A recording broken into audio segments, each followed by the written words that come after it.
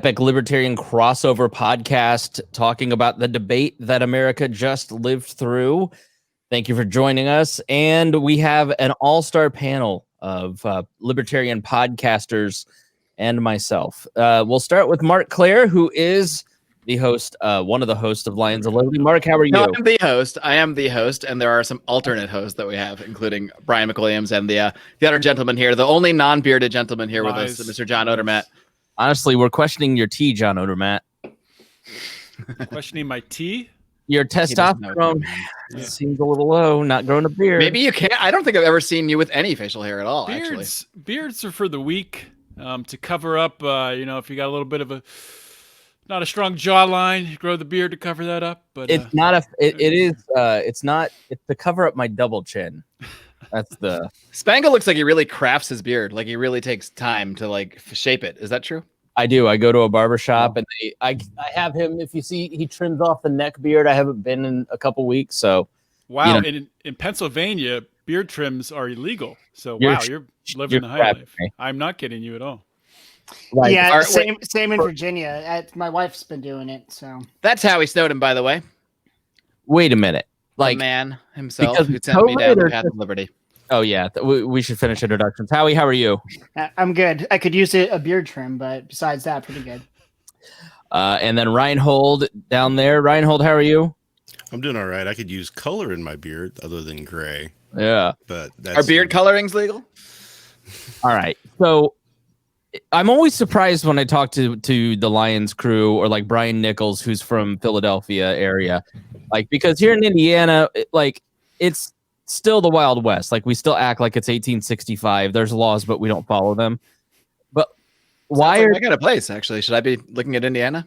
Oh, Indiana and New Hampshire are kind of on the same level. When it's like when COVID hit, it's like, yeah, you weren't able to go to a restaurant for a couple months, but then everybody still was, and now, and then you talk to Brian Nichols out in Philly and he's like, yeah, I can't go to the gym. I'm like, it's September. What? So you can't, is it because of COVID you can't get a beard trim, or it's just banned in general? No, it's because of COVID. Yeah. I want to clarify. They did just open it up where you can get a partial beard trim. You have to keep your mouth covered, so they can't do your mustache area, but they can do some of it. I'm like, the hell with that. They actually send in inspectors too. My barber was telling me, well, when you get a regular haircut, you have to wear a mask the whole time, and they move the mask when they're cutting around your ears. My barber was telling me that they tried to send in an inspector undercover, trying to convince them to get a beard trim, to trim his beard, and the guy was being super aggressive. So my barber could obviously tell this guy is just obviously trying to bust me for trimming his beard, so he's kicked him out. That is an amazing use of taxpayer money right there. It's insanity. So I walk into my barber shop in June, and there was one of those sandwich board signs that said "No masks allowed." So here in Indiana, you have the smoking ban, and that's how they set the mechanisms basically to ferret people out. But the public health departments are so busy they're not actually checking on anybody. Well, and I don't think I've had a haircut since COVID hit. I haven't either, but that's nothing to do with COVID. So, all right. Well, we just watched a debate between Donald Trump and Joe Biden. And let's start with our first reactions from the debate. Let's start with seniority. Let's start with Marc Clair. What were your thoughts on the debate? What kind of seniority do I have? You're the oldest person here? I don't think I'm the oldest. I think you am. I? You started. Rhinehold's got to have a month or two on me. No, not now in age. Rhinehold would have to go before me. I was trying to be, Anyway, well, it certainly was less of a mess than the other debate. I'll say that. I will say I really enjoyed watching Trump the whole time. My eyes were focused on Trump the entire time, largely because it's really fun to watch him about to interrupt or want to interrupt and then have to go. This is why you need to watch the video on the live stream, because I was just making no noise. So for the podcast, no one will understand. But yeah, I mean, at this point, I pretty much know what everybody's going to say. I can't say I learned a lot. I'm not sure if unbiased Americans learned a lot. I'm sure most people go into these things pretty much with their mind made up, and the answers that they hear are going to be filtered through that. So what percentage of Americans do you think actually turn this debate on to say, oh, gee, I have no idea who I'm going to vote for. Let me tune in to find out. I mean, there's got to be some amount, but I can't imagine it's a lot. I don't. Sorry. ahead. I don't think there's a lot of people that didn't know who they were going to vote for when they tuned in, but there might be some people that learned something since the mainstream media has not been covering the Hunter Biden laptop, the emails, the corruption with Joe Biden stuff. That might have been the first a lot of people heard about that at all. Yeah, well, the thing with You're that, already giving Rhinehold a headache, Howie. That whole thing, I think, is, and I tweeted it out and I got some solicitations back, and almost unanimously on Twitter and Facebook comments, I'm watching this with my wife who's not political, and she has no idea what they're talking about. Like that whole, all the Hunter Biden stuff, I think, is just so inside. It's very what journalists will call online, where they're talking about their issues, but like regular America is not paying attention to it. I think if you don't watch the news closely, there's a lot of stuff that happened in this debate that you were just clueless on, specifically that particular section on Ukraine and the laptop from hell. It'll be interesting to look at the Google search trends, how they spike up, and what words they spike for. Yeah. But like with regards to like, did this change anyone's mind? And also, with regards to the Hunter Biden Russia stuff, I mean, I think at this point, anybody who's voting for Joe Biden, they're voting for Joe Biden. I don't think they're being swayed. I don't think there's really undecided. There's nobody sitting there like, oh, should I vote for Biden or Trump? I can't decide. The people who are deciding right now they're deciding between Trump, staying home and not voting, or maybe voting third party. There's no like swing voter in the middle. I mean, there might be a few lunatics out there, but I don't think it's anything worth talking about. I Almost think this all is the of first them. election where at this point there's so few undecideds, right? This is really the whole election is really a referendum on Trump, and they could have put a wet shirt up there and ran against Trump and probably won, and somehow the Democrats actually did that. But it's an old, it's really weird, creepy creepy wet shirt. It just doesn't matter at this point. As long as Trump didn't do anything tonight, I thought that would win him any votes. He plays to his base. His base is already going to vote for him. He doesn't need that. He needs to be playing for other people. And he didn't really land anything like that, except maybe one thing that most people probably won't even care much about. So yeah, the polling all shows that the undecided voters, usually there's 10 to 15%. This time it's less than 5%. It's within the margin of error of people who actually have no idea who they're voting for. Everybody, I mean, there isn't a human on the planet that doesn't have an opinion on Donald Trump because he's so good at making everything in the media about him. And they're so willing to do that because he drives so much revenue and ratings. And so everybody, I think Odie nailed it. It's people are trying to decide if they're going to make the effort to go stand in the 2 to 4 to 11 hour line to vote. Is it worth it? Am I going to be inspired? I do think that this comment here from a Facebook user, oil and gas will change people's minds. I do think that in Texas and Pennsylvania, at the very end, Biden made an unforced error where he basically said he wants to phase out the oil industry in 5 years. And if you're competing in Texas and Pennsylvania and it's a razor's thin margin there, why say that out loud? I think that there's no way he can actually do that. Of course. Right. Everything it's never going to happen. So well, the way that they do it is with through blocking the permits.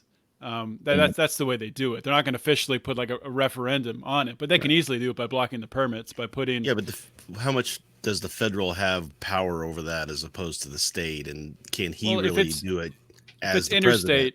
If the pipeline crosses state lines, it's interstate pipeline, so it's regulated by FERC. So yeah, they would have the control then. But if it's just within a state, then they don't. The federal government doesn't have any control really over it. So I like how Trump specifically called out Texas, Pennsylvania. You hear me? You hear this? You hear this? I mean, yeah. The 2 states he needs to win, but I don't think it's going to be enough, even if he does. Because I don't think anybody's in the calculation thinking Texas isn't going to go for Trump. I know it's talked about as a toss-up, but it's still leaning Trump. So I don't think he's really lost anything there. But Pennsylvania, that it depends on how much that's going to swing or not. I don't know, but. So do you think the polls that we're seeing are more accurate than in 2016? Yes, I do too. No, I think they're probably less accurate. Yeah, I Less agree. accurate. I think so too. Well, You gotta I think they're understand, less a lot of the accurate polls- because I'm there going to be the is. dark horse and say they're exactly the same accuracy. I mean, my reasoning for it is because it is more hazardous than in 2016, much more hazardous to be a Trump supporter, to be an open Trump supporter. People lose their job. I know many Trump supporters who will not put a sign in their yard at their home, but if they have a vacation house somewhere in a more Trump-friendly area, they'll put a sign up there. It's a very real thing. We have Trump trains every weekend where I live. I think that a lot of this is about where you there live. are Trump Hi. trains, but Where I not, live, it's very dangerous to be a Trump supporter. I would not go out in a MAGA hat. Yeah, but do you think where you live that Trump's going to win? No, that's No. yeah. So that's yeah, that's what I'm saying. Those That's what I'm saying. places It's all about the where you Trump live. supporters- he is not going to win in Virginia. If you look at the national polls in 2016, they had Hillary Clinton winning by 3%.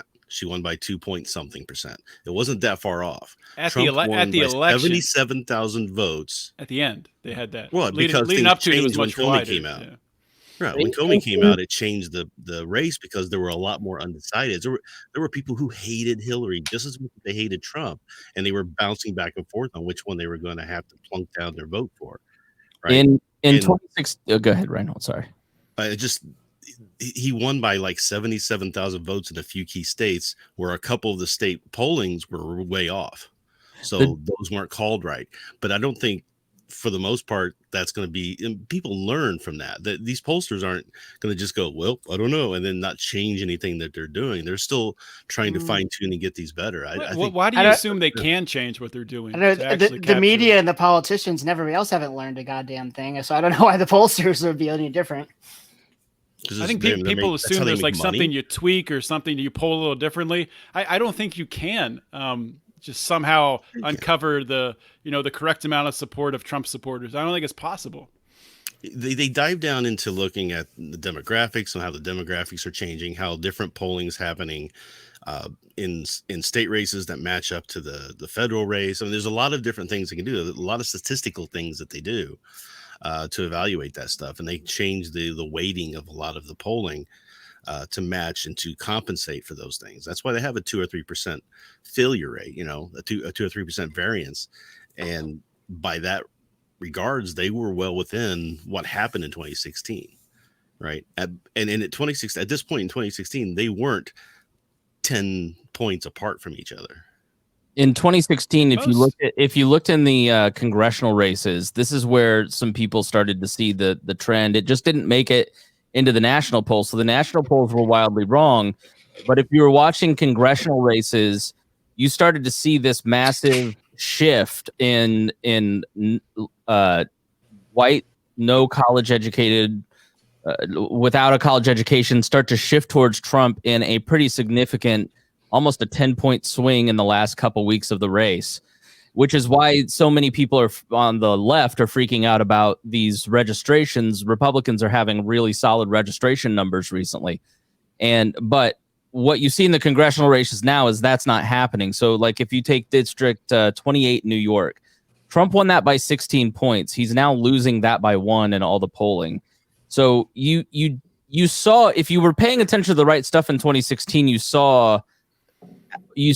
could see the trend. It's just that didn't make it to most of our feeds. It didn't make it to the news. It wasn't really talked about because people took it for granted. But I think if anything, there's going to be an overcorrection. So there was some guy wrote an article, I forget where, basically saying like, if this were any other candidate in 2016 hadn't happened, there'd be nothing but article after article about how Trump is just about to get thumped based on all the polling, which has been incredibly consistent across the board.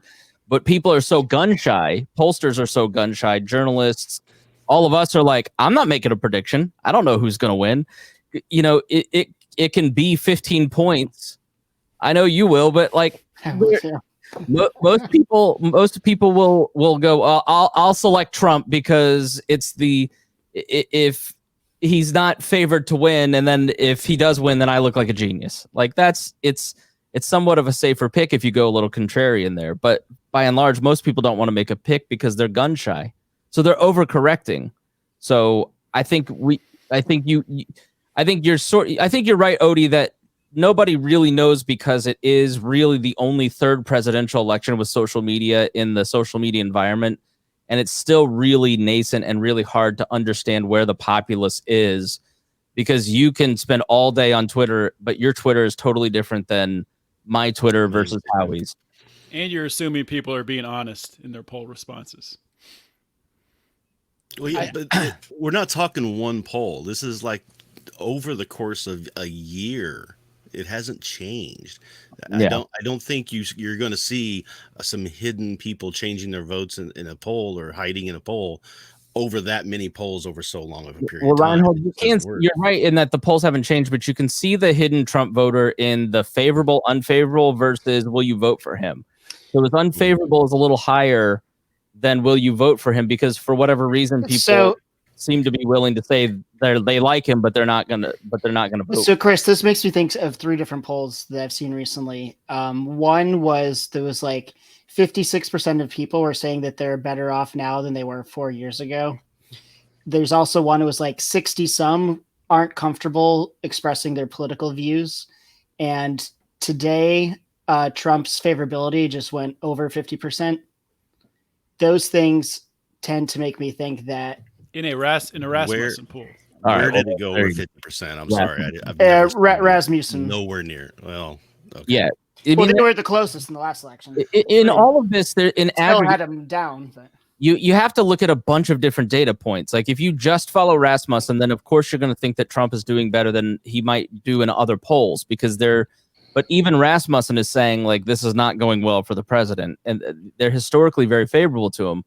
You know what Rhinehold, where he just made the point, is like when you look at all the data points kind of put together, there's about an 8 to 10 point gap in all of this, and that's backed up by all the congressional races and the Senate races.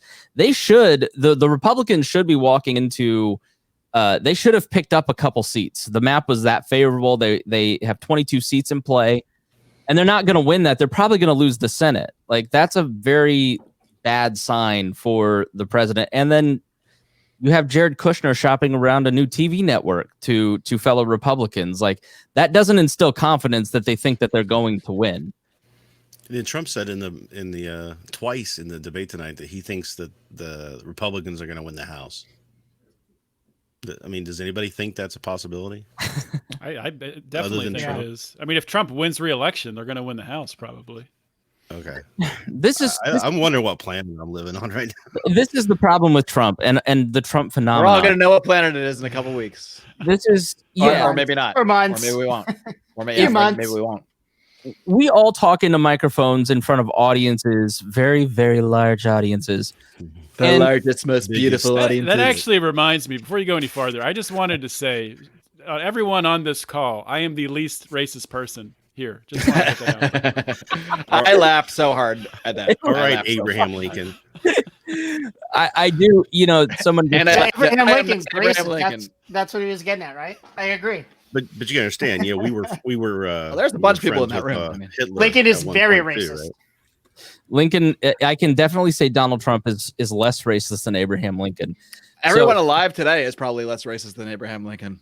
When we talk into these microphones and we make claims and we make points and we make assertions, we feel the need to have evidence to back up our arguments, because that's where we differ, my friend. I just talk. I don't worry about that stuff. I don't agree that Donald Trump's going to win this election, but I saw Odie say he does, and he had reasons for why he felt that way. And so I go, okay, he has evidence and arguments. He has reasons for his argument. Donald Trump so often, and Joe Biden did some of this, but the Trump phenomenon, for whatever reason, he gets to make as many claims as possible, like I'm going to win the House, with no evidence. And he does such a poor job of providing evidence for his arguments that he loses credibility. And then when you say he doesn't have any credibility with me, people go, well, you just have Trump derangement syndrome. It's like, no, I'm just treating him like I would treat Odie or Howie or Rhinehold, or how I would expect to be treated if I continually said I'm going, that's why he got called out on the healthcare stuff. I'm going to have the best healthcare plan. He's literally been saying that it's 2 weeks from now we're going to unveil the healthcare plan. for the last 4 years, or His we're going to lock accent. up Hillary Clinton. But Chris, we expect one of his weakest areas by far. evidence for these claims, but not the American people. Evidence isn't like a big popular thing with them. They're pretty much emotional animals. In fact, it's quite unpopular. 100%. it's very unpopular. If you try to Like, present evidence, you're us maybe, you know. I don't know if it's the libertarian world, but at least us here, evidence kind of drives what we go with, but the American people, not so much. Maybe, but that may be why his polling is he's never really gotten above 43% in likability. Like, I just think, like Joe Biden, when he says he's going to kill off the oil industry in 5 years, that's a claim that everybody knows there's no evidence that he has the ability to do that. Like, he can't do it, and he if he's trying to be the more credible, more honest candidate tonight, I thought was really bad for him. I thought I can't believe he said that. That is unbelievable that he said that. Some people probably don't know it, but some of just the lies in these debates make me so angry. Like when he repeated the lie again about Putin putting bounties on Russian soldiers, which we know from our intel sources now is not true. It's just like makes me so furious. But nobody, I'm sure 99% of people watching it think, oh yeah, Putin did that. Or 1%, less than 1% of the people who were the asylum seekers came back for their hearings. That's not true either. It's like over 45% or higher than that. I mean, I don't know where he gets this less than 1% thing. It still would probably be smarter not to go to the trial. Yeah, I guess it's right about that part. It's frustrating to watch two politicians stand there and make these claims, know they're all bullshit, and then just have so many people go, well, even libertarians, it's like they're secretly rooting for Trump or they're secretly rooting for Biden, instead of just going like, no, these guys are just full of shit. They're just making things up. Call them on their bullshit, and nobody ever does. Well, what do you mean by that? Because I wouldn't vote for either of these war criminals. I'm going to vote for Joe Jorgensen, but I do have a preference of which one of them wins. And it's not secret for him. No, not at all. Yeah. Howie Hawkins. I mean, us Howies do got to stick together. There's not too many in there. I told Mark this. I was thinking about you the other day. I was like, I wonder if Howie's voting for Howie, because there's not many Howies. Like, I would totally, if I were a Howie, think about voting for Howie Hawkins just to support my Howie. You have to at least consider it. I hadn't really considered up until now. How often do you get a point to? I have been a little disappointed with the to vote for Jorgensen Howie campaign. I might have to do it now. Well, you can't vote for Howie Hawkins in Pennsylvania because the Democrats forced him off the ballot. Really? Yeah. I don't know if he's on the ballot here or not. Did you see in Montana that the Green Party the Green Party got tossed off there, and the Green Party put out a statement basically saying we have no idea who paid for all these signatures to try and get us on the ballot in the first place, and then it got leaked that it was the same Republican law firm that tried to do it 2 years before. Didn't surprise me. We should just give up on this voting thing. It's ridiculous, really. That's the cynical Howie we love. All right, so Howie, what were your general impressions of the debate? Well, first off, I was really pleased that it wasn't the big disaster the last one was. Like the last time, I was hoping for a shit show, but not like as bad as it was. It was even off-putting to me just how ridiculous the last one was. But I thought this was pretty good. If you're going to off-put Howie, you're doing some really crazy shit right there, because Howie does not get off-put very often. It's like I kind of enjoy watching things collapse, but that was just too much even for me. I don't know. I was taken aback. I was not expecting that. But this time we did get to hear from both candidates. As we said, they're both full of shit, but there are some revealing things to people that actually follow things and pay attention. And I thought the moderator did a good job, way better than Chris Wallace. I felt she interrupted too much to try and be a hard ass instead of kind of letting them have some exchanges that I was kind of like into hearing what Trump had to say in response, and she kept kind of interrupting because she didn't want to be Chris Wallace by her colleagues. Were you guys annoyed by the moderator too, or is that just me? I thought she did a much better job than Chris Wallace overall. I mean, Chris Wallace just totally lost control and then kind of fed into it, escalating his own voice. But I thought the funny part was there were a couple times early on when Trump was trying to respond to something Biden said, and she'll say, okay, just 10 seconds, 10 seconds, 5 seconds, 5 seconds, or maybe she shouldn't say 5 seconds, but just like real short, like response times. It's like, that's kind of ridiculous. Odie, did you see when something happened? She says to Joe Biden, she's like, would you like to respond to that? And he's like, no. Well, okay. No, he said his response was no to what the question was. Oh, okay. Like, Rhinehold, I'll say. Go ahead. Sorry, go ahead. Marc. No, I was just going to make a random comment about the scariest thing that I heard.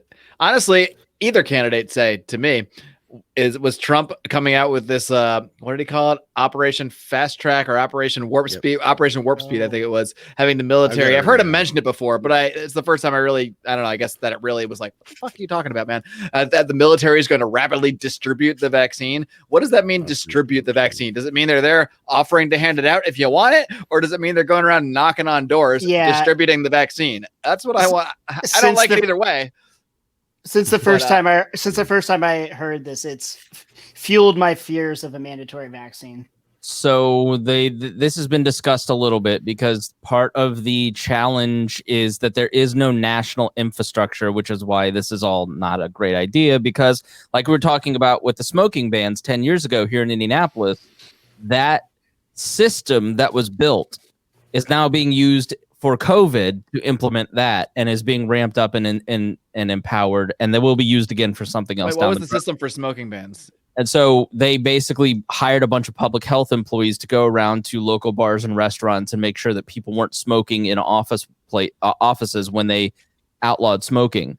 And that none of that went away. Those people still are on the payrolls, and they didn't have much to do. Thank goodness for COVID. And so the problem for vaccines getting out into the population quickly are that there are not a lot of like the amount of vaccines that would be created and then immediately distributed is far greater a supply than the chain has to distribute. And so what the federal government has looked at doing is bringing on the National Guard essentially. So sort of what the National Guard does in times of emergency, which is you don't have the policing power to manage this crisis, so we'll bring in some trained troops to help you with the riot or the flooding. And bring those people in to start distributing the vaccine and use those military trucks to get it from point A to point B to point C. Is that all we're talking about? Is like using trucks to move things? Or are we like... That's what they're saying. That's what they're saying, Here's the thing, Marc. though, is it's not the National Guard. He said the military. He said he had generals.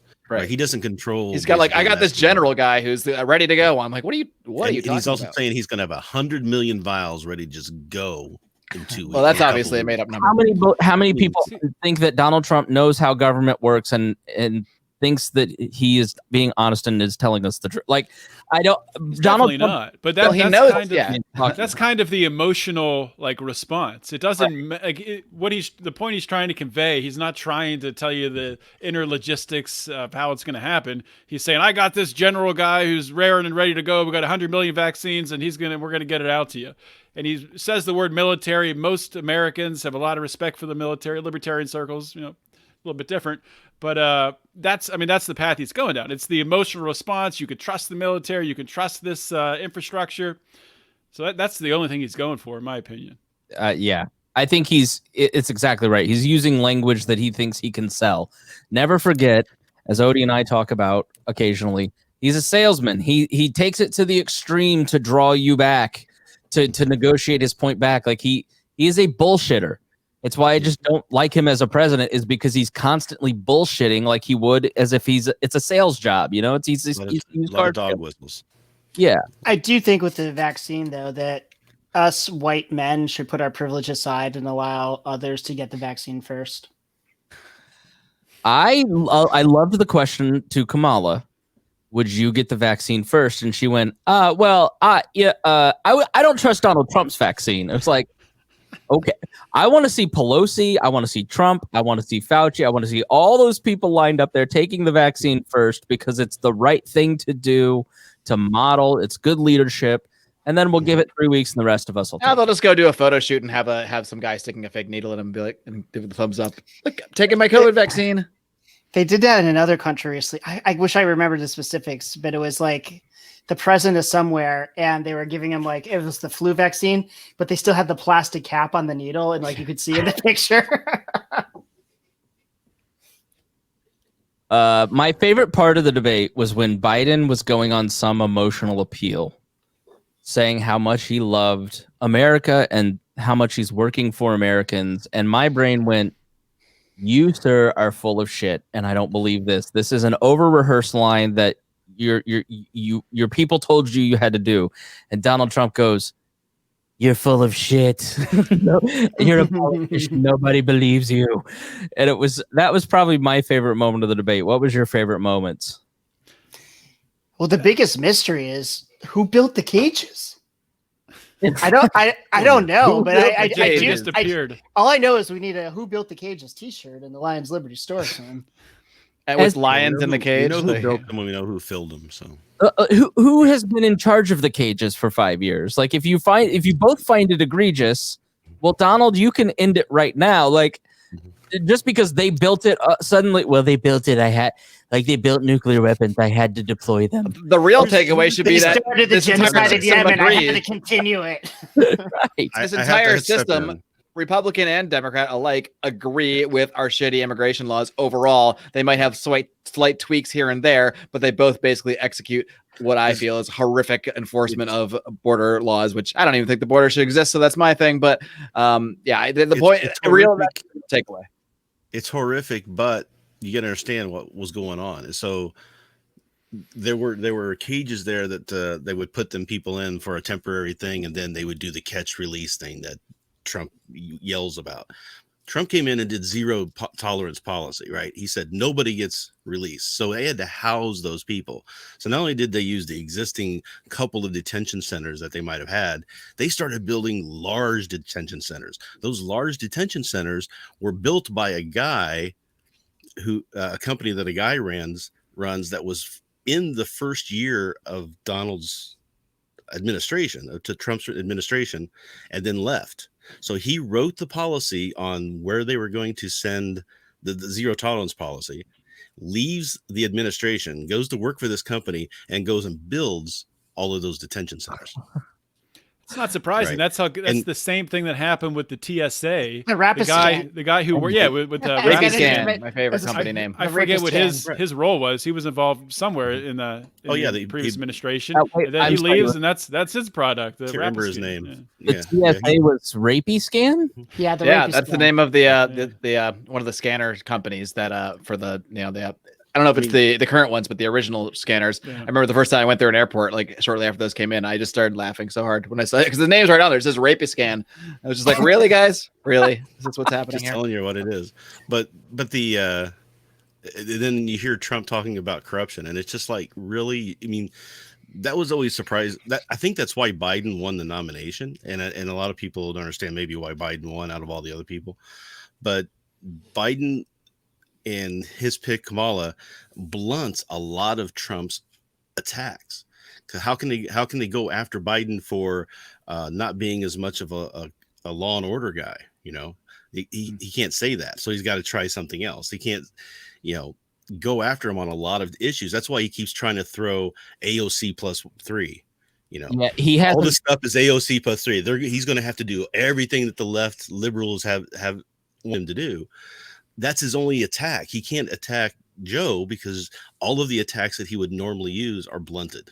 And you saw that in the debate when he tried something like that with Biden, and Biden goes, it was healthcare. He goes, "I beat all those people because I'm not for single payer. Like, what are you talking about?" Yeah, but he's trying to do, he's trying to get Biden to disenchant all the Bernie bros. Yeah, I mean, that's part of it. It does, because he needs them to win. Those people will fall over glass to vote. Hillary didn't have them. Joe's not matter. Hillary. Bernie got cheated twice. You don't think those people are pissed? This race is about Trump exhaustion syndrome. Yeah. People are tired. Just exhausted. They don't want him to be president anymore. 60% of the people wanted him thrown out during the impeachment. Okay. They didn't just change their mind. I know a lot of far left communists that want Biden and Kamala destroyed. Right, but they were going to vote A for lot. anybody How many else far the left Democrats communists put do you up hang out either. with? Howie? You'd be surprised the circles that Howie hangs out Actually, in. edit that part out. That might affect my job. We're live, pal. No, it's like, listen, they look at it the same way that like Austin Peterson, when he talks about voting for Trump, he views it as self-protection. He doesn't like Trump, but he's better than Biden. And so if you're on the far left, you look at it and go, I don't really care. I know that Biden has this horrendous record with the crime bills and the drug war and was the Republicans' favorite And senator. the wars. And the wars. And like, but he's worse. He's going to be better for the issues I care about than Donald Trump. And I don't know why we don't recognize that, like, the far left, none of this is about the far left or the far right. It's all about like that 10 to 15%. And that's why you look at these suburbs. Like here in Indiana, we have the 5th district, which was a deeply red district, and it's now probably going to swing to the Democrats.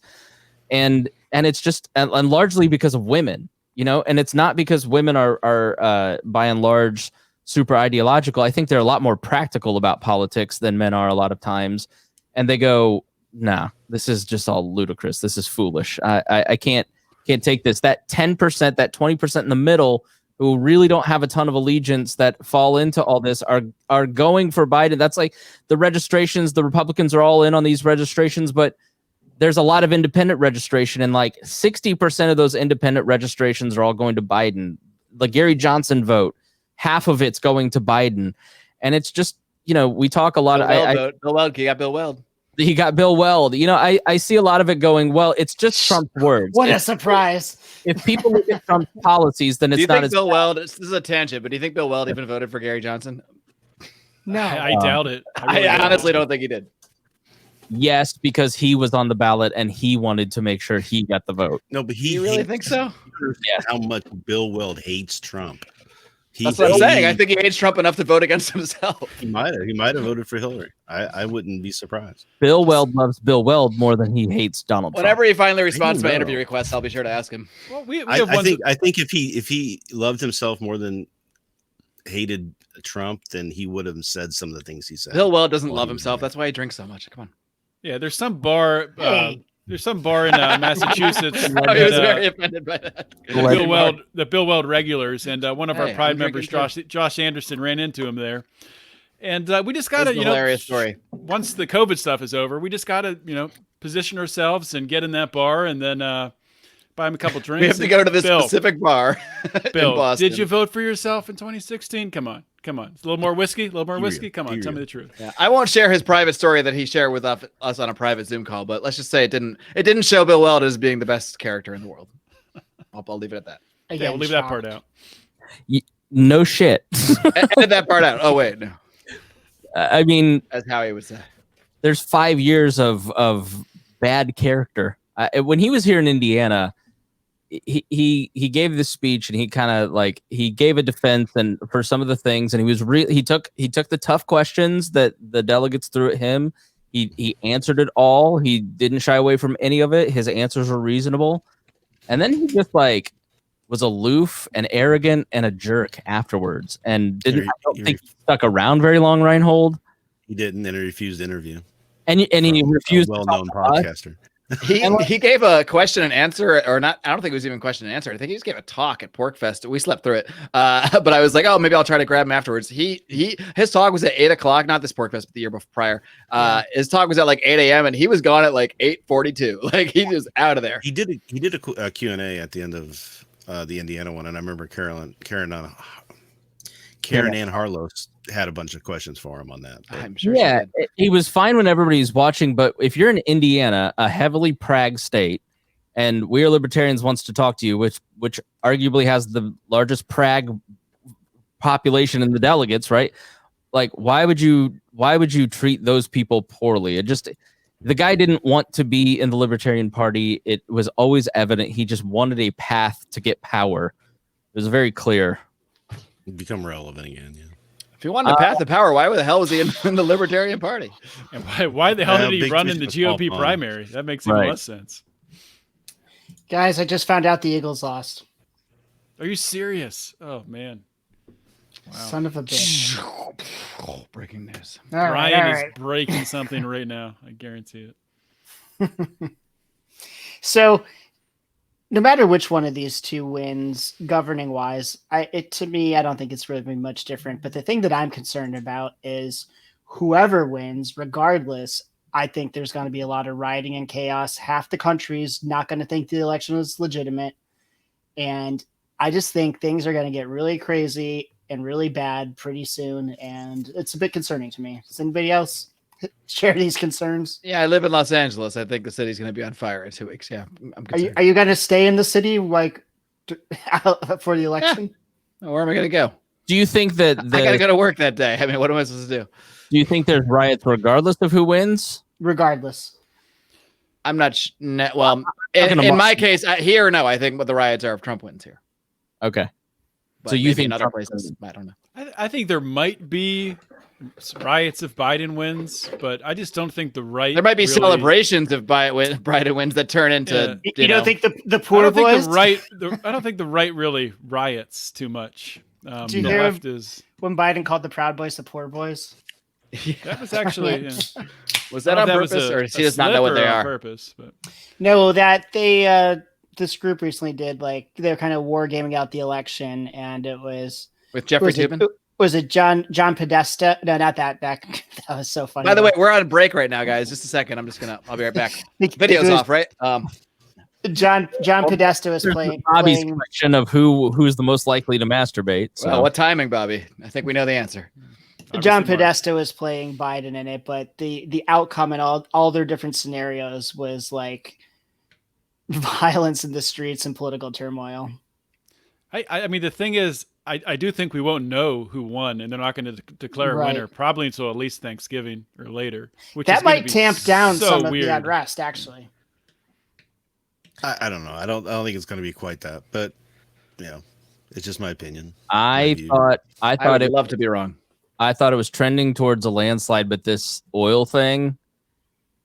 50 million people have already voted. It's 30, not 40. gonna matter. I think was it 43 million people? Yeah, but the people already voting, like their vote wasn't. I mean, people doing early voting and mail-in voting now. They're not going to swing their vote no matter what happens. Right. Nobody's going to swing their vote. That's the point. This there are people who are still. I guarantee you that would either thinking about not voting or voting for Trump, or considering a third party or Trump. I think that's the undecided votes. So driving home from work today, I was thinking about the outcome of the election. I was like, there's too many variables. I couldn't possibly guess who's going to win. I have no idea.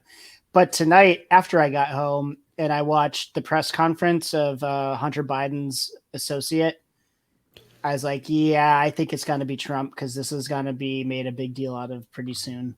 But people watching the debates didn't know what it was. Fox News is covering it. Yeah, but that's still only 7 million people in the country that watch that out of the 150 that are going to vote. Well, it's not only Fox News. I mean, that's not where I heard about it, but I was just naming a mainstream media source that is covering it. It was actually played on Fox News. His press statement was like a Fox News interview type thing. I haven't dived into the Hunter Biden stuff. We're going to talk about it on Saturday, and I got to do all my homework tomorrow. But I saw that the reporter who actually wrote the original New York Post article didn't put his byline on it because he was embarrassed by it. There's a lot of problems that seem to be arising from that, and I think that kind of kills it. But I'd also but Chris, I'd also say Billy, Billy Carter, Bill Clinton's brother, none of these people, or the drug addict brother for George Bush, the oldest, none of those people ever really factor in. And my view of all this is that Donald Trump is kind of setting this up because he knows he's probably going to lose. And so what Donald Trump wants to do is he's going to do to Joe Biden what Hillary Clinton did to him, which is what the Republicans and Ken Starr did to Bill Clinton. So they basically, if you follow the Whitewater investigations with Starr, almost all of the shit that happened to Donald Trump is all the stuff that Starr did to them. It was payback. And then he's going to do that to Joe Biden. He's going to use it to undermine the presidency of Joe Biden because Donald Trump is all about personal grievance. Well, yeah, and all this is going to continue. these kind of things will continue to happen. Every president from now on is going to be impeached. It's like, good. Oh yeah, whatever. I don't care. I'm just waiting for it all to collapse. No, It's you can fine. understand. I want them, anybody who's close to any lines, and Trump has crossed a bunch of them, get him out of there. Impeach him, vote him out, put someone new in. If they do it, impeach him, vote him out, get someone new in. Until we take our country back by voting these people out when they do wrong, then we're letting them do it. We're just letting this happen. And that's when the only way it's going to change is us to just say enough of it, quit worrying about the partisanship of it, and say this guy was wrong. Get him out of there. Trump broke so many laws and crossed so many lines and destroyed so many norms, as it were. He needs to be go, and he needs to be probably indicted and everything else, and get him in jail and make him pay for it. I agree that them all need to be out and indicted and in jail, but I really do not think that voting is going to ever get us there ever. See, I take the opposite tack of Rhinehold, and this was our argument for impeachment, because he was all for it. I was against impeachment because it never was going to change anything. It's a divisive exercise for almost no reason. And I would say to our buddy Justin here, oh God, Spangle is going there. There's about as much evidence. So my reaction to the Steele dossier and the Russiagate and the Russia collusion in the beginning, if you go back and listen to We Are Libertarians, was an eye roll. All right, I'll wait for more evidence. And there never was really concrete evidence in that period of time to really show that there was collusion between the campaign and Russia. And there was a lot of tangential things that never really got tied together. And that's how the Hunter Biden stuff feels too. And so if you're going to be consistent and not really take the Steele dossier seriously, why would you look at the tangential one email saying the big guy wants his cut? Well, who knows who the big guy is? You're making leaps and assumptions in the way that the person who knows the email what pizza is. The person who the email was sent to has come out and said it was Joe Biden, and we know what napkins are. Nobody has denied the validity of the emails or that the laptop Except was Joe Hunter's. Biden and his campaign have, but that's They have not said it's not Hunter's laptop. Or you said they're not real emails. No, they have not said that. They haven't said that. Okay. They did. They just said it's a disinformation. They said the whole thing is Russian disinformation campaign. They did not say it's just like the Steele document, the Steele dossier. Here's how it works. It's not though. It's how is it not? This is why I said because there's actual emails. His actual Hunter Biden's signature is on like the thing for the computer store. They've whatever.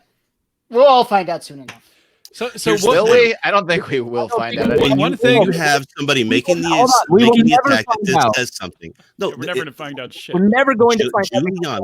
Giuliani has this copy. What I'm saying is Giuliani has this copy of this thing, and he's saying this is what this stuff is on here, and he's let a few people who are friendly to him see it. He's given it to the FBI and the Delaware police.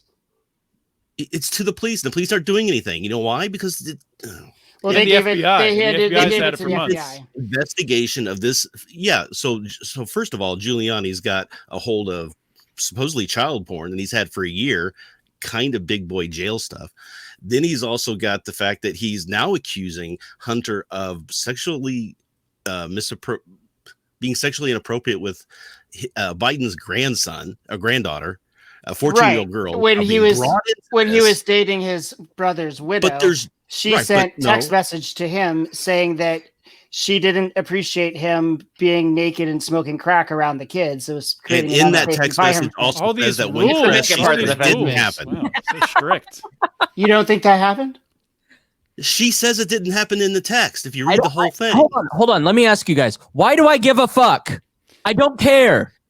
I don't. So let me tell you all that's going to matter about tonight was the line Trump had, which I thought was fantastic when they were asking Trump about his tax returns and, digging through, Biden's calling him corrupt. Trump's calling Biden corrupt. And Trump goes, you guys spent $48 million on the Mueller report, wherever it was, Russiagate, found nothing. And he goes, I could spend $1 million. I could spend $1 million and find more. They found a lot of things on the Mueller report. that's the thing, is that the Mueller part wasn't a nothing burger. There was a lot in there. There was no collusion in there, but there was a lot in there. There was a bunch of obstruction of justice in there. There was a bunch. We found out through the Roger Stone trial You can't Trump obstruct. did know about the WikiLeaks. If there was not a crime, you can't obstruct like a crime yes, that didn't you happen. can. Well, you shouldn't Who be able told to. you that? That's such It only took bullshit. 45 minutes for us It's to just get to common what sense. exactly. It does. why I It set makes this no up. sense to. I committed no so crime. so no. Here's if I accuse you of rape, right? Yeah. And they're Are investigating you doing the that? rape. To be clear, Just now? listen. We're just talking. How he is clean. If I accuse you of rape and they're investigating it, and I try to bribe the officers to look the other way, even if I'm not guilty of doing it, right? And they find later that it didn't happen, I still obstructed justice. There does not have to be a proof of crime in order for a obstruction of What justice. do words to happen. even mean? What justice did you stop from happening? Yeah, but we live in we have a system of the rule of law. Like if you want the rules to apply, Do we? Do we We- really have a justice system, or do we just have a system that they use in order to entrap people in crimes? well, depends on how much money you have. I'm going to go with the expert from Felony Friday on this one. Which, can we talk about? Trump just gave clemency to 5 people yesterday, which Yes. is nice. One person So what about Ross Ulbricht? whose wife was just on. We'll see. It might happen. It might happen before the election. Would love to see Ross Ulbricht get. That'd be the only way he could get me to vote for him. That'd be amazing. I would vote for him if he grants Ross clemency. I'm voting for Trump. I'll say it right now. I'll retweet that you're voting for Trump if he does it, but I won't vote for Trump. I don't see him. He won't do Snowden, gonna do and that. I don't think he'll do Ulbricht. He'll do all the people who are in his periphery, who are still under. He's got to do Flynn because Flynn's put himself in a horrible situation. He should do. Fine. There's a lot of He's people he's definitely going gonna to be do Flynn. pardoning. Yeah, So he's got to. if he were going to do it, he would do it for votes.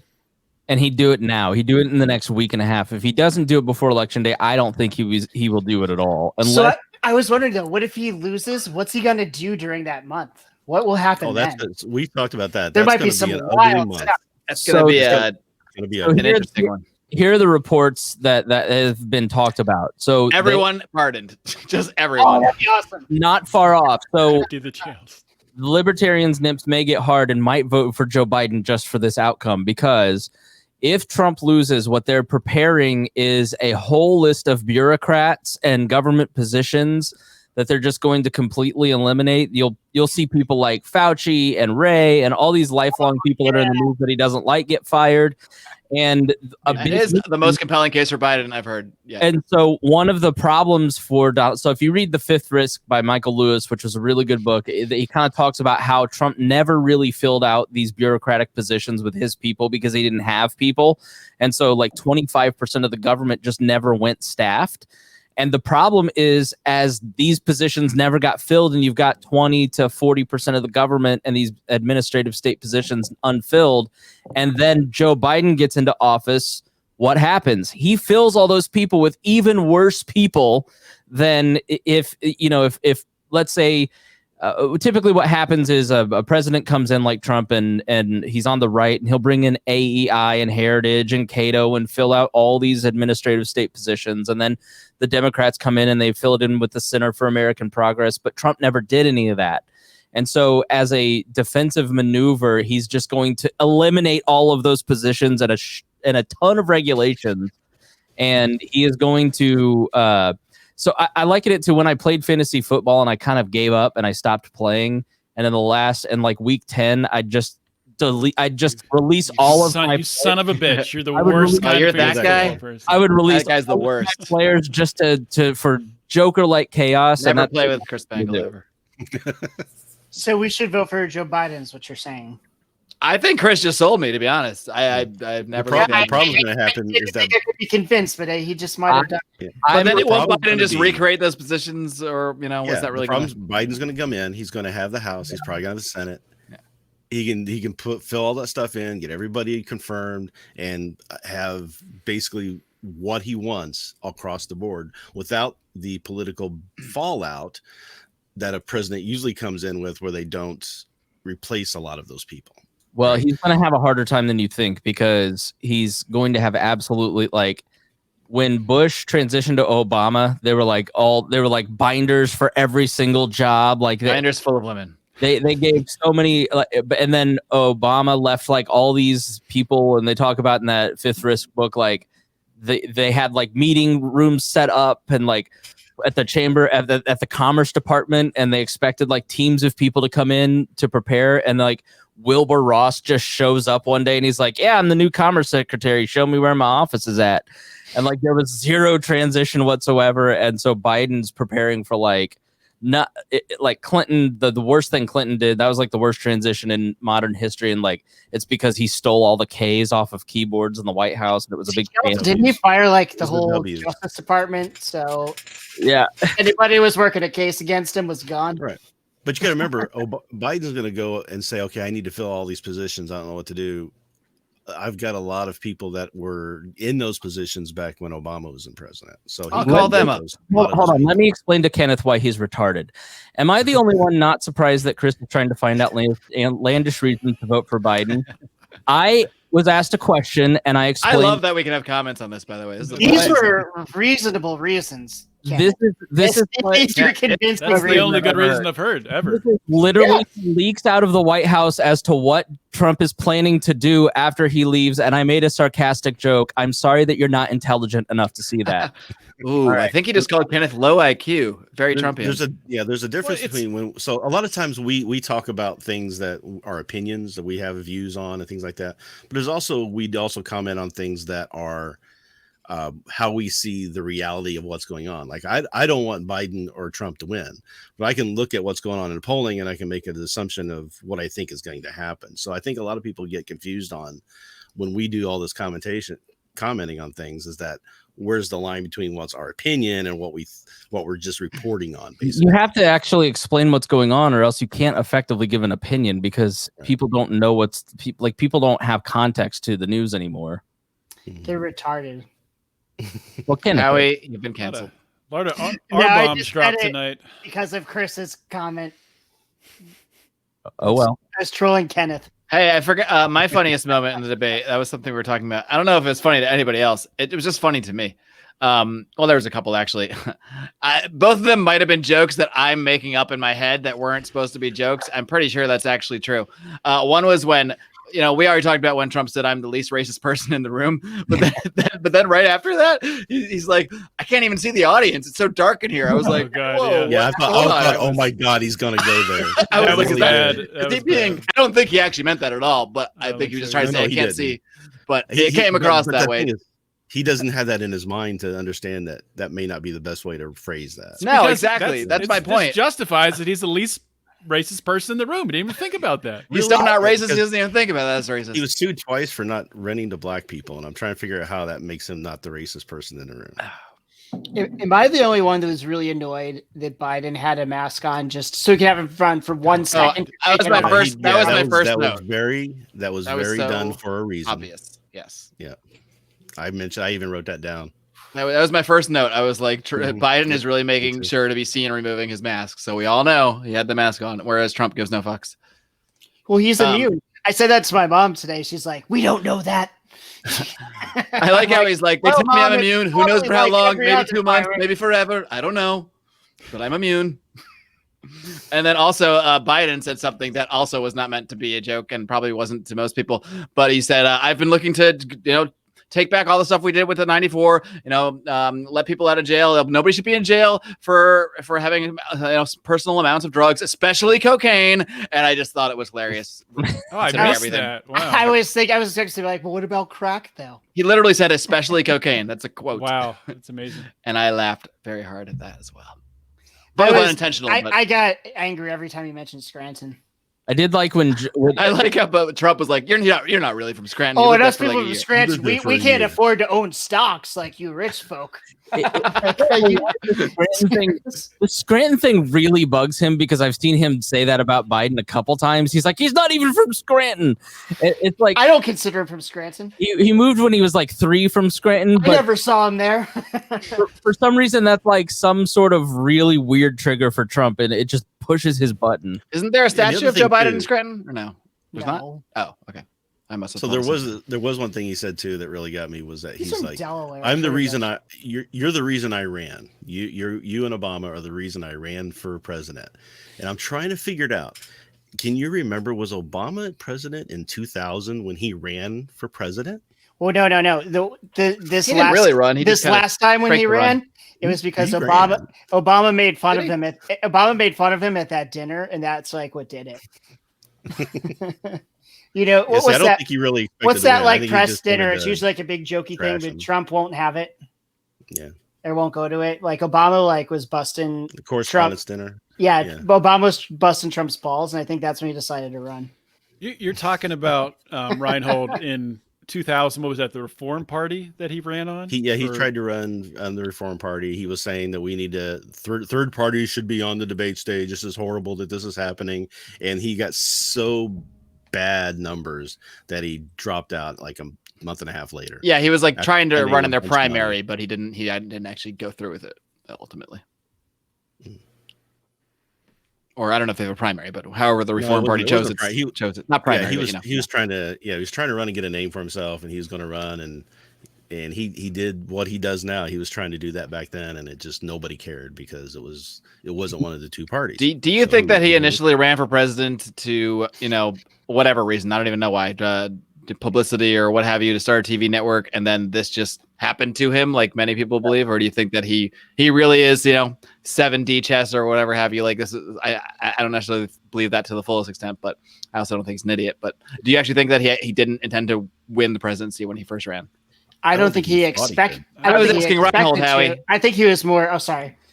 Well, you can answer too. No, whatever. I don't. So I think that he had a couple of minds. One is that I want to do this to get publicity. I'm really good at smacking from the sidelines, so I can say a bunch of stuff, get a lot of publicity, and then I can kind of build my name up a little bit and go make money off of it. Now, if I win, cool. But I don't think he went in with the anticipation that he was going to win. I think he went in the anticipation was he's going to get something out of it.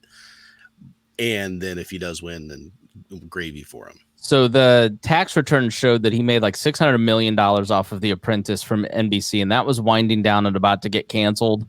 And he had used a lot of that money to buy new golf courses. He had bought like 15 different properties in just a few years, and kind of needed to goose that. And so more money, more problems, man. Yeah. Shit.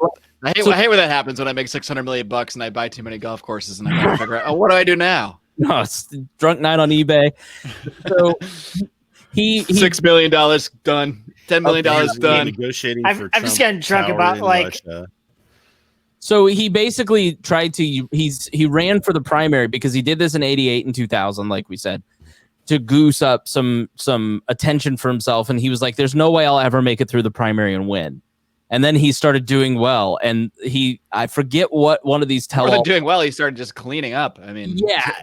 And there was one of these tell-all books where he looked at the person and was like, how do I get out of this?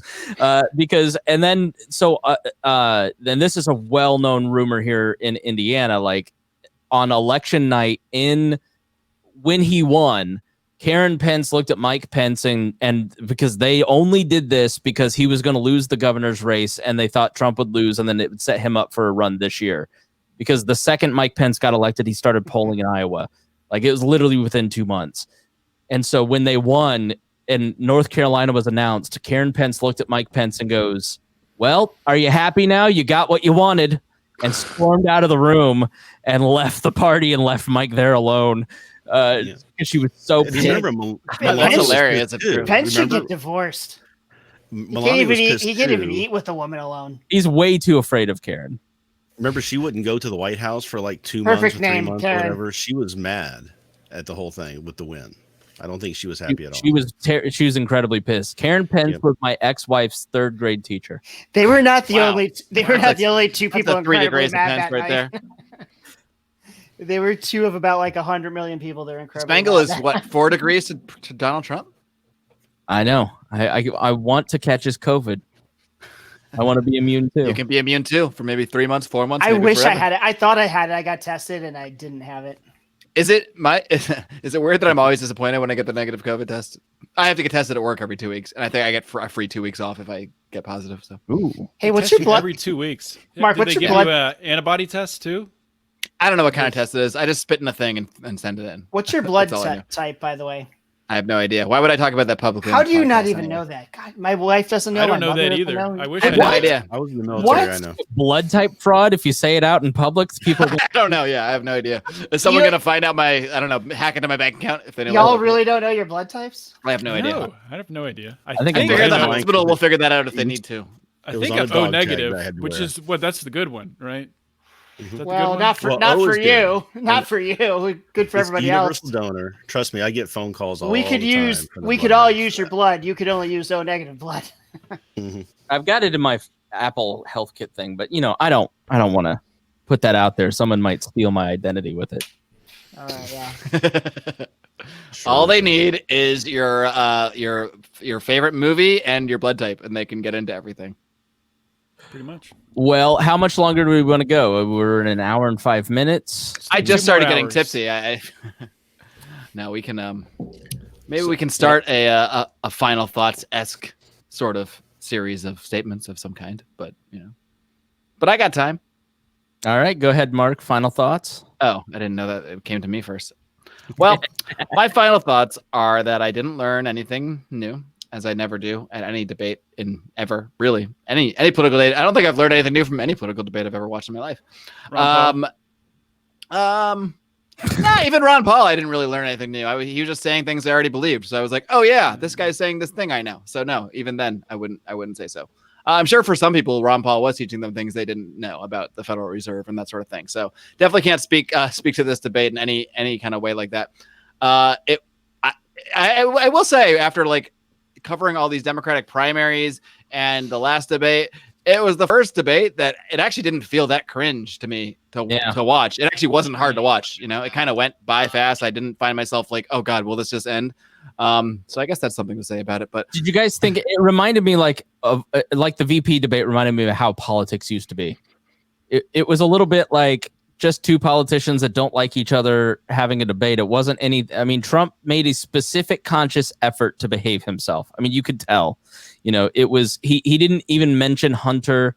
He wanted to, like in the beginning. He was said like, "laptop from hell" was the closest he got. He didn't. I don't think he ever mentioned his name. He mentioned family members. He said at one point in the He beginning, didn't say like, "Where are you getting all the money?" and say, right, big man. Are you the big man? I did laugh at that as well. Are you the big He man? did say you probably something aren't about the big being man, but in the you might be the military big man. anymore. Yeah, he said something about him not being in the military, but I don't know if he said it was your son or if he said Hunter. I don't remember. No, yeah, he was talking. I think he said. I think he said it.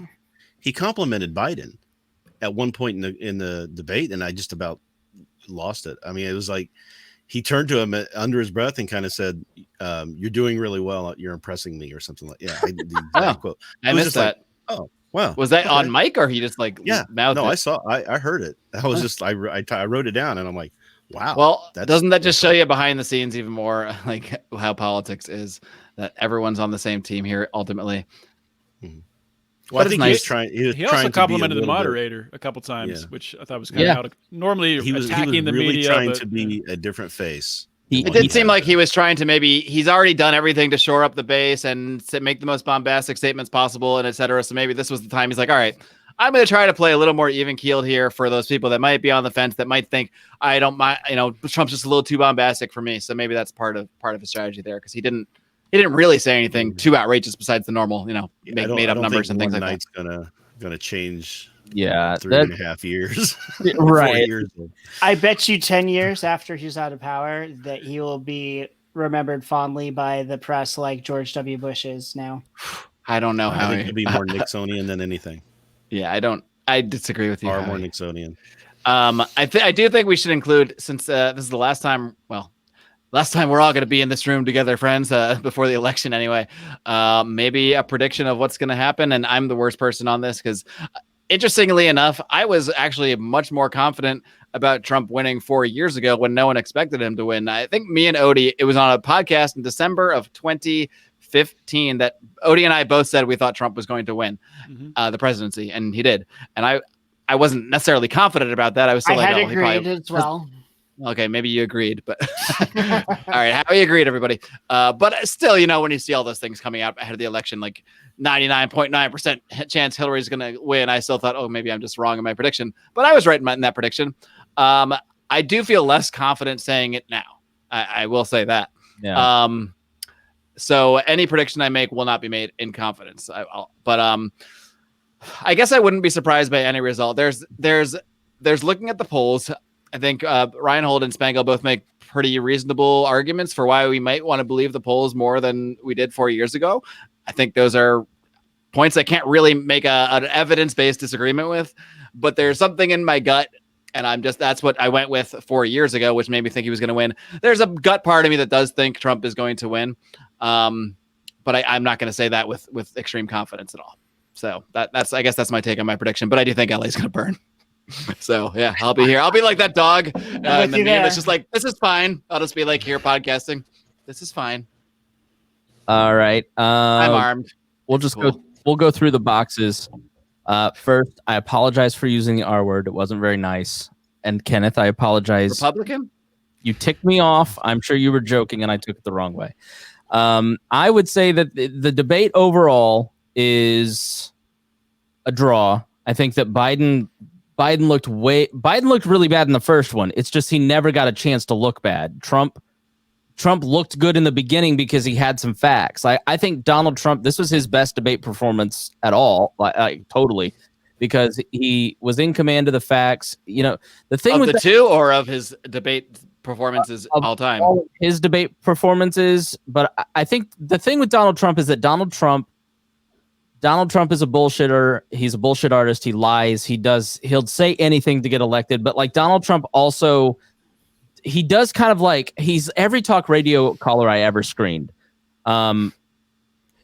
He hears something on a podcast or in a conversation, and that just kind of filters in and that becomes a fact. And so like, if you listen to him and you kind of read the papers, you go, I know where Donald Trump, what he means, because he's got that fact, right? Like he's not very coherent. I mean, this was really too. Do you think that's kind of purposeful though? Like, I feel like he puts those things out because he's playing to those people. I think he's just hyped up. I think he's just like I don't think he's a dumb person. I think he showed his intelligence tonight more than he does most times. Like he does retain a lot of facts. I just think he's not an intellectually curious person, so he's not like, you don't think he's sitting up reading Nietzsche and like no. reading Aristotle at night? Like I believe Fauci when he says that he has like ADD to the max. Like you can just kind of tell, like watching the guy and hearing him talk. So like I think he kind of absorbs the facts that he wants to hear, and he grabs onto those little tidbits and holds on to them. So like if you watch the 60 Minutes, the leaked 60 Minutes interview, or you watch this debate, like you hear him kind of making an argument with some facts. It's just that he doesn't nail it.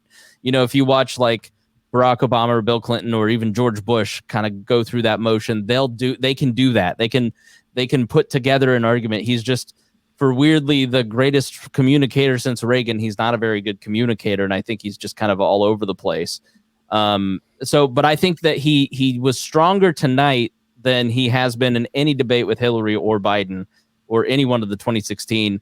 The novelty is kind of worn off. Like he had a couple funny moments, but like I remember watching those 2016 debates just like with my jaw on the floor, mesmerized by the pageantry of it, like the drama of it. Like, how could this guy say that? He's breaking. It was a magical time, 2016. It was. I enjoyed that debate season so much more than this one. That was pre-COVID. I mean, it kind of puts a cloud over everything. Yeah, but even the primary debates, I mean, the Democratic debates were just brutal to watch, whereas I enjoyed pretty much everything. Yeah, and Derek asks if Trump was always like he was tonight, would he be in a better situation? And I totally agree. Like, I think Donald Trump had such a good election that if he had taken like 2020 really lost it for him. And when the crisis hit, he did everything was wrong. His instincts were wrong, like agreeing to shut down economies and messing up testing and the way that he messaged it and the fighting. Like he did everything wrong. And it's like putting that stuff out in the first place was wrong, but he was dead on about a lot of what he said tonight. Oh, you're stealing my closing sorry. statement. I'm just. Yeah. I forgot we were making statements and not talking anymore. But how do you not penalize the guy for being wrong when the chips were down and he You needed to make should. the right decisions? And that comes from him having no ideology whatsoever. Like, if we were in that decision and you had all the information that you were getting, you might question yourself, but you at least have an ideology that you hold firm to and go, no, this is what I'm going to cling to. And so, that's part of why he's not a good president. But then, his lack of ideology could have been a help to him, but it wasn't. So I think he had a good debate, and like Chuck Todd said, he stopped the bleeding. But I don't think that it's nearly enough to keep him from losing the presidency. I just think the wave that has kind of been building to get him out of office, I think people are just tired. I think they're so done with it. I think that even the people who kind of understand, like, I know that Biden's just going to be a really shitty president. I'm just laughing at your cat appearing behind you. That's all. I just think people kind of like, if you watch Barack Obama's speech, he's like, imagine a world where you don't have to think about what the president said that day. I think that's the most appealing pitch for Biden. It's the only appealing pitch for Biden. It's really his only pitch. You don't have to do it. You don't have to do it right now, actually. Yeah, I just think that's going to speak to a lot of the American electorate. You're seeing it in the suburbs, and I don't know how he overcomes that. There's no amount of Hunter Bidens that can get over, like, when you saw the COVID stuff. When he got COVID, he violated the basic story principle. Mittens. So, like, I'm voting for Mittens. I'm writing in Mittens. The hero faces adversity. The hero learns a lesson, and the hero changes. Like, Trump learned nothing. He can learn nothing. He cannot change. Like, it's just. Has he ever followed that though? What Trump should have learned. He's always been different. That's how he got elected. He shouldn't have gone with the peer pressure of the media and everybody else and stopped taking hydroxychloroquine. You know who didn't stop taking it? His debate coach, Rudy Giuliani. You know who didn't get COVID? Rudy Giuliani. Right. Howie is actually sponsored by hydroxychloroquine, by the way. Yes. A drug that has no patent is dirt cheap. Right. Rhinehold. The debate tonight, I think it was a much better debate. I think both Trump and Biden did better than they did, obviously, in the first debate, but also just kind of held their own and showed that they're both capable of doing enough to keep their base, keep voting for him. Nobody really lost any points, I think.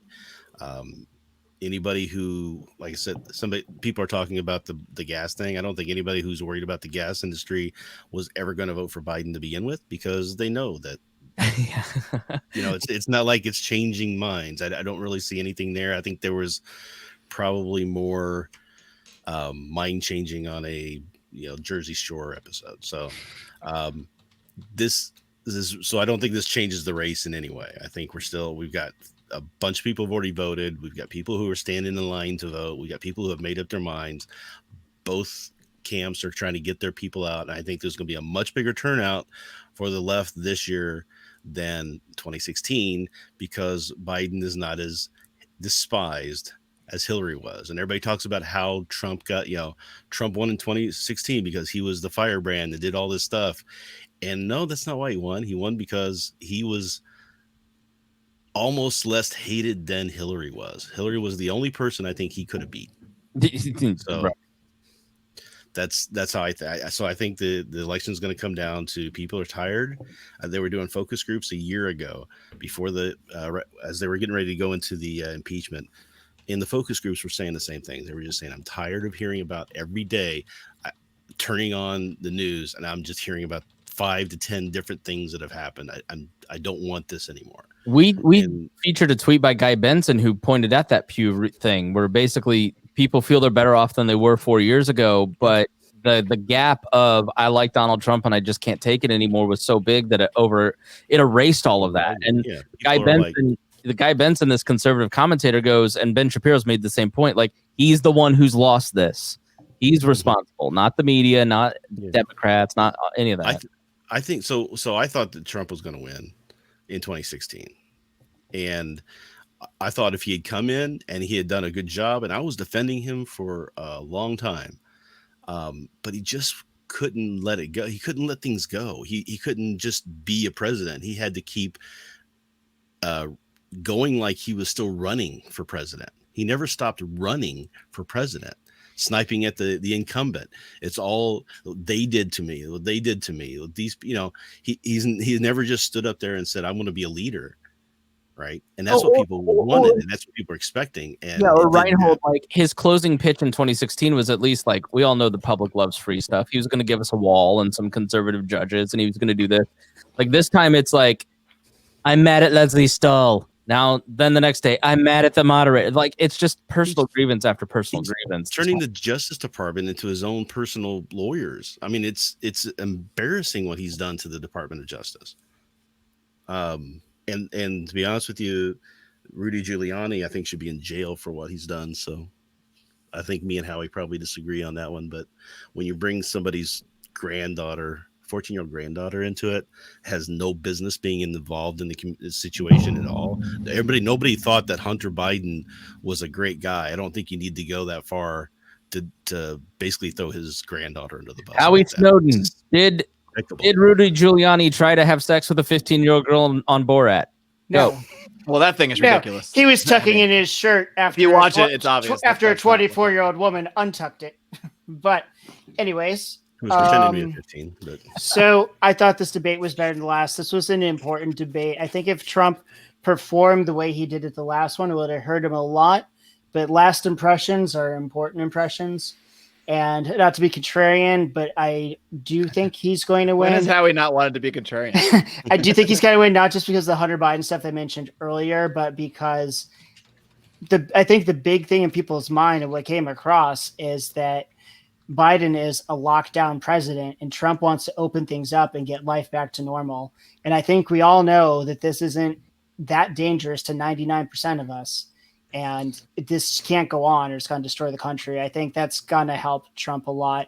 I think there's a lot of supporters that won't admit it because of the insanity of the left is to tax people. And I don't think the polls are accurate. And I think that Trump will win. I think it might be close. I won't be surprised if Biden does. But if I had to bet one way or the other, I'd bet on Trump. Despite all the evidence that I provided, I still think you could be right. Like, I feel the same way as Mark. It's like, there's really no way to tell. But, I mean, it's a toss up. I won't be shocked either way. I think Biden 300 electoral points. Wow. Okay, I would be shocked by that.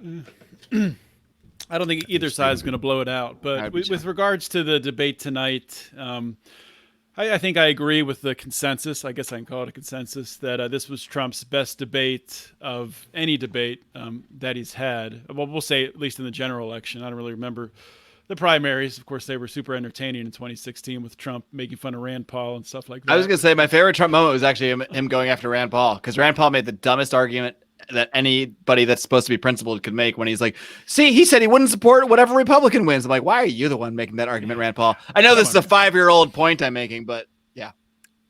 I always enjoyed Trump making fun of Rand Paul's goofy hair. So it was, I mean, I think, yeah, Trump definitely had a definitive shift in his demeanor tonight. It was purposeful. I mean, he was, I think overtly trying to show respect to the moderator. And I did see someone comment that, saying you're doing a good job tonight wasn't directed to Biden. That was directed to the moderator. I'm pretty sure that's what I saw. So maybe there was one to Biden too. I missed that. That may be true. I thought it looked like he was. Oh no! Oh, that's true. That was the moderator. Okay, I mistook that then.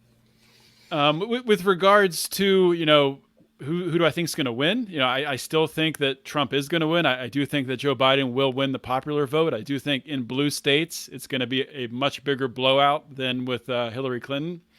But I think it all comes down to the swing states. That's really all that matters. There's like 5 or 6 swing states that it comes down to. And you look at those swing states, you look at the RCP polling average, and for the most part, Trump is polling in a more narrow margin with a smaller margin with Biden than he was with Clinton at the same point in 2016. Also, when you start to dig into registrations, you look in Florida, Democratic registrations, Republican registrations, the gap is closed to the point that it's almost even in Florida. Pennsylvania, It's not even, but Republicans have had many more registrations. I think like 100,000 more registrations than Democrats. And Pennsylvania is one of those weird states. I know a lot of people, especially boomers, who are registered Democrats and always have voted Republican. They just don't change their registration. There's a lot of people like that in Pennsylvania, sort of the, I guess the Ronald Reagan, Republican or Democratic Reagan voting supporters, whatever they were called. But I think Trump will win. I don't think it's going to be a landslide, but I think it will be, when things do shake out, it will be comfortable. Just in the Electoral College, I think Biden will win the overall popular vote. But another thing that I think people are really underestimating with the mail-in voting, people say all these Democrats are voting early, which is true, and that's not surprising at all. The Democrats are doing that. I get 10 text messages a day from Democrats trying to get me to vote early. My wife gets even more because she used to be registered as a Democrat. But the thing that they're missing is it's a lot less effective. Not that there's going to be necessarily fraud involved. I'm not saying that. But for example, in Pennsylvania, there were like 70,000 mail-in ballots that were sent out that they had the addresses wrong on the inside envelope. So they had to resend them. So you have 70,000 people, or maybe it's more than that, getting 2 ballots they have to send in. So you have people who are maybe in their 60s, 70s, 80s who are 2 ballots. What do I do? If you go to vote in person and you've already registered to vote by mail in Pennsylvania, I don't know if it's like this in every state, you have to bring those ballots with you to vote in person. If you don't, you can't vote. So I think you're going to see, it's going to be a freaking mess. It's going to be a complete disaster in a lot of states. States that have done more of this before, I'm sure it won't be a big deal. But states like Pennsylvania, I don't think it's necessarily a bonus for the Democrats that they have more mail-in voters. I totally agree, and I think that's why you see such like at this point in 2016, only like 5 or 6 million people had voted early. Now it's like 46 million, and I think that the mail-in stuff, Donald Trump accidentally scared everybody into early voting, which means the votes will be counted on election day as opposed to like the week after. But the structural problems of voting that you just pointed out is such a huge unknown. And I would also add Kanye West being in Minnesota. Minnesota was like the swing state in 2016, along with Michigan, and Kanye West is on the ballot there and in 11 other states. And the irony vote got Trump elected in 2016. It can't be undercounted in Minnesota, too. Who gets more votes, Joe Jorgensen or Kanye West? Jorgensen clearly. Jorgensen across the board, but in Minnesota, Kanye West. We'll see. But I agree. Before we go to Chris, I was wanting to. Do you want to say something about the GoFundMe we're talking about? Oh yeah, I would love if everybody could help support just a great libertarian, a great friend, a co-host on the We Are Libertarians network. Howie Snowden, everybody. Yeah, please support Howie. He's been going through some tough times. He left the show early. He's just a mess. No, Tricia Stewart-Mann is basically a victim of lockdown. She lost a job to lockdown, got another job, lost it to the lockdown, and then started working in a bar, and then is pregnant, and a surprise pregnancy, and it's really hard to work on your feet when you're several months pregnant, and her work and her doctor would like her not to work. But that's just not financially possible because they've had so many problems not of their own making and as a family this year. And we love Trisha, and I know Marc, you've been on Trisha's show, and she's just a great libertarian. She's our token anarchist on the network. Good people. Really great human being, and just if you want to support Trisha, if you want to support her unborn child, her family, then we have started a GoFundMe to help raise money. I'll put that here in the comments, but you can also find it in the We Are Libertarians Facebook group in the announcements, and grab it there because she's in a tough spot, and she is it's tough to we asked if we could help, and she reluctantly allowed us to do this because it's not an easy thing for them and their family, but we just hope that you'll consider supporting them, and I'll put that in the chat and in the We Are Libertarians Facebook group. Yeah, and we'll post that in the shit when we post this on our website over at Lions Liberty, and anywhere we post this around, we'll try to include that link. Cool. And after you support Trisha, support her first. After that, if you And haven't then- joined our Patreon groups, do that. That's Both of right. us. Yes. We are Libertarians and Lions of Liberty. Both put out tremendous Patreon content. So, Tremendous. I mean, tremendous. The best conspiracies you'll ever hear talked about will be on Conspiracy Corner on our Patreon. So I love it. I'm anti-conspiracy theory, but I love listening to conspiracy. anti-conspiracy theory. It's okay to be anti-conspiracy, but anti-theory. Come on, the theories are fun. All right, I'll give you that. That's a All good. right. That's a good. That's count. my compromise position. But Howie had the best breakdown of COVID in the early days of COVID that I'd heard anywhere else. Legit. That's legit, folks. Yeah. Would you tell my mother that, please? Thank you. I mean, some of the If you're so smart, why don't you be a doctor? Maybe you should go back to school. Did she say that? Yeah. You should say, okay, if you pay for my medical degree, I would love to see Dr. Howie. Come on. That'd be amazing. Dr. It's Howie never and too Dr. late to Science. change course, Not Howie. just a fake doctor anymore. Well, you've always been my doctor, but yeah. Maybe we'll talk about that more on our Patreon. I think it's time to wind down. Chris, I'll let you do that. Hey, everybody, thank you so much for listening. Again, please support our Patreon, support Trisha. We thank you all for listening so much. We thank you for commenting. We thank everybody for sharing this. There is no greater honor. There is no other better way to promote the shows that you love. If you love these two podcasts or really any podcast, word of mouth is the most important thing. There is listen, we have the Patreon money and we can buy advertising and that does help. But when you share a podcast and you say, I love listening to this show for these reasons, it is a super powerful way to grow. And political podcasts in an election year, it's times on. I mean, it's just an enormous amount of growth because people are really ready to pay attention. And then we plateau for about 3 to 4 years. So it's really, really important that you share these podcasts and help us grow. And if you don't listen to the other or one of the other, please give it a shot. All right. With that, we say thank you so much for listening, and thank you so much for listening to Lions of Liberty, and we are Libertarians. Roar. Peace.